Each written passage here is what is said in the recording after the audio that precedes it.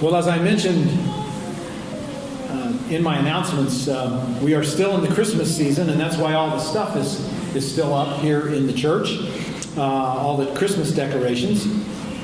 The Christmas season in the church is 12 days long. I know that the world thinks Christmas is a one day. You know, you lead up to Christmas Eve, and then you have Christmas Day, and then all the decorations get put away. But we don't do that in the church. We kind of let Christmas linger for a couple weeks. That's still not a long time. We have longer seasons in the church here. You know, Lent is longer, and of course, the season of Pentecost is really long. But we do take a couple weeks to just think about and reflect on and pray about the fact that God came to earth to find us and to rescue us from our sin. The Gospels don't let us linger too long here, however. I'm not sure exactly why we don't have a lot of stories about Jesus' birth. What we don't. Last week's story and this week's story are the only two stories we have about Jesus' childhood in at least the Gospel of Luke. There's also a couple stories in the Gospel of Matthew about Jesus' childhood, but there aren't too many of them.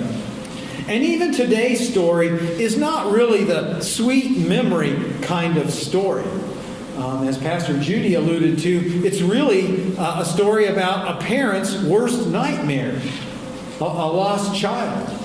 And I think because of that, sometimes we're tempted to read this story today with rose-colored glasses. You know, that Mary and Joseph were traveling in this caravan, and you know, the caravan was full of a lot of relatives, and they let Jesus go off to play with his cousins, and before they know it, they don't know where he's at. And so they figure, oh, gosh darn it, he must be back in Jerusalem. And so they go back there and they find him and they hug, and everything's fine. You know, but that's not really what happened in this story. And in fact, our translation that we read here today doesn't really do this story justice. The phrase there that's translated anxiously searching is really too soft. And when you read it in the original Greek, what it means there is that they were searching everywhere with great angst and suffering, with agony and distress and grief. As Judy alluded to in her sermon, her children's sermon, if you've ever lost your child in a Walmart or at the fair and you couldn't find them. I remember one time, I think it was Maureen. I don't think it was Jake. I think it was Maureen ran off and hid in the midst of a bunch of clothing in a clothing rack, clothes on a rack. And she hid from us, and we frantically searched all over the store, and she thought it was so funny when she finally came out and we had been searching all over her. But I have to tell you, her mother and I were frantic. You know, absolutely panicked. And I think that's what Mary and Joseph were feeling at this time. Can you imagine going for 3 days and not knowing where your child was for 3 days? Just think of the angst that you would have felt. Mary and Joseph had to be frightened that something bad had happened to Jesus, that he had gotten lost in the crowds, or maybe even kidnapped, or maybe hurt. You know, who knows what could have happened to him. And look at what happens when they finally find him. You know, all of that parental angst comes flowing out. You know, we were anxiously searching for you. Why have you treated us this way?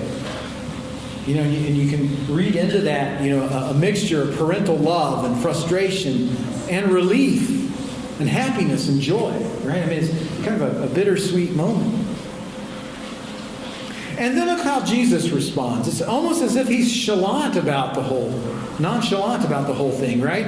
Even perhaps a bit uncaring when he says, "Oh, I was just about my Father's business.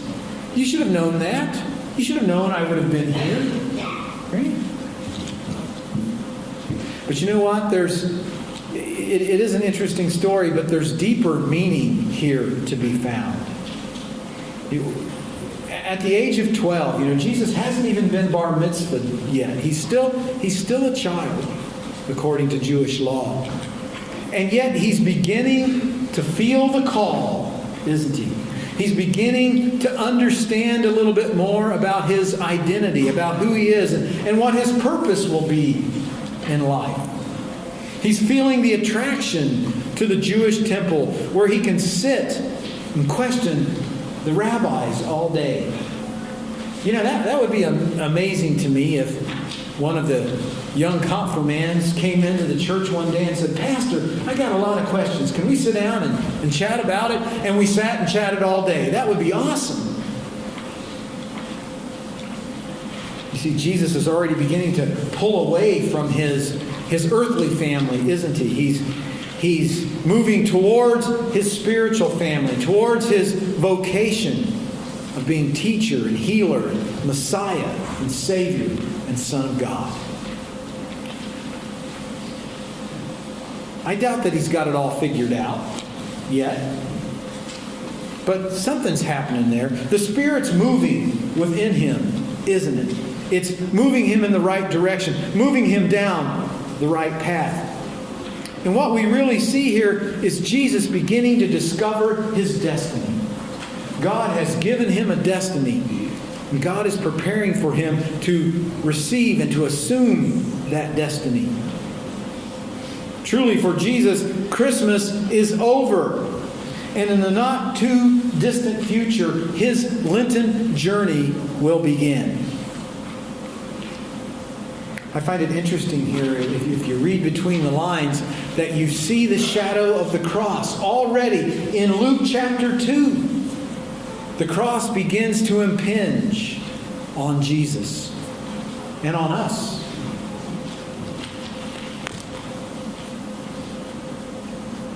Mary, his mother, I think, is beginning to feel some angst about this separation, maybe some of that separation anxiety. My wife and I have felt some of that over the last couple of weeks. We can certainly empathize with her. You know, Mary's beginning to feel the pressure of that word of the prophet Simeon that we heard last week in Luke's gospel, that a sword will pierce your own soul too. And you see, the message is clear here to Mary and to Joseph and to us as well, that Jesus will not be handled. You know, Jesus will not be molded and shaped by anyone. Not by his parents, not by his community, not by us, but only by God. Only God can mold and shape Jesus into the person that he's called to be. The implications, I think, are pretty stark here for us, the people of God. And the implication is this, that just as Jesus' ministry was molded and shaped by the Father, so will our ministries be molded and shaped by the Father. You know, it's the beginning of the year, right? We just celebrated the New Year on Thursday. It's the first Sunday of the New Year. And it's a good time to be reminded of who we are and whose we are. You know, we're going to, here in the next few weeks, hear a lot about New Year's resolutions, about turning over a new leaf, about making plans and setting goals. That's what people do at the New Year, right? You've probably been doing some of that yourself, perhaps. But I think before you do that, it's really important to stop and to remember who you are and whose you are. You are a child of God. You belong to God. And so hopefully that knowledge, that wisdom, will enter into your discernment process when you're trying to decide what your new year is going to look like. And maybe you should be asking the question, not so much what should I be doing, but the question should be, what is God calling me to do? Jesus heard the call. Have you been hearing the call? God is calling you in 2015 to a new ministry. What will that be? What will your ministry in 2015 look like? Your prayer ought to be, before you set any new resolutions this year, your prayer ought to be, God, give me the wisdom to discern your will for my life.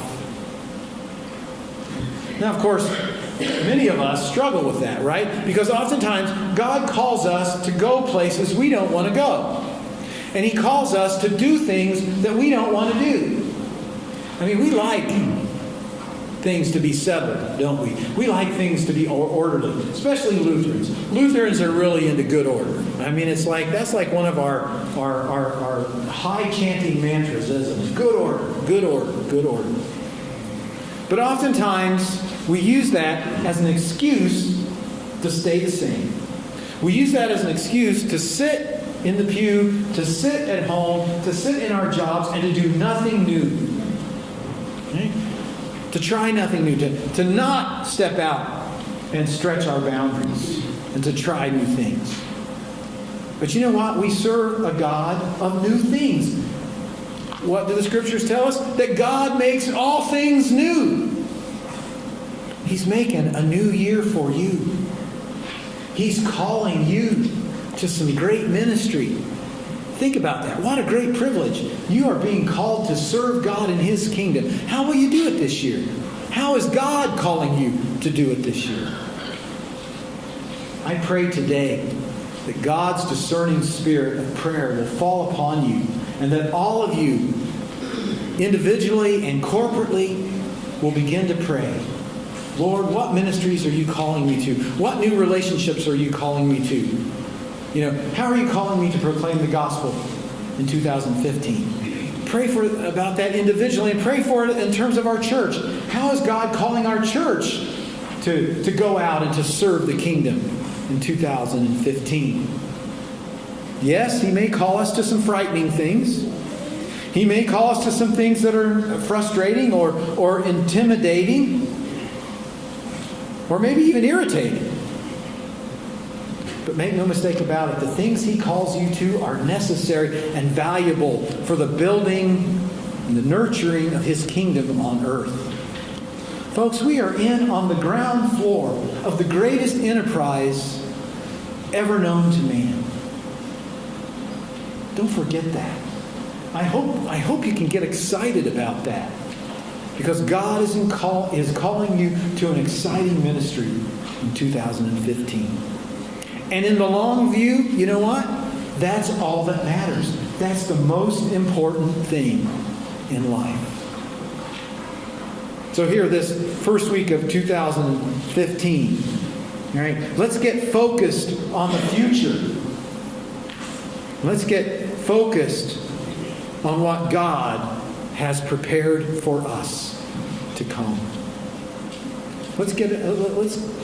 I would say let's get up right now and go out, but I won't say that. But at the end of the service, let's get up and let's go out and let's truly be the church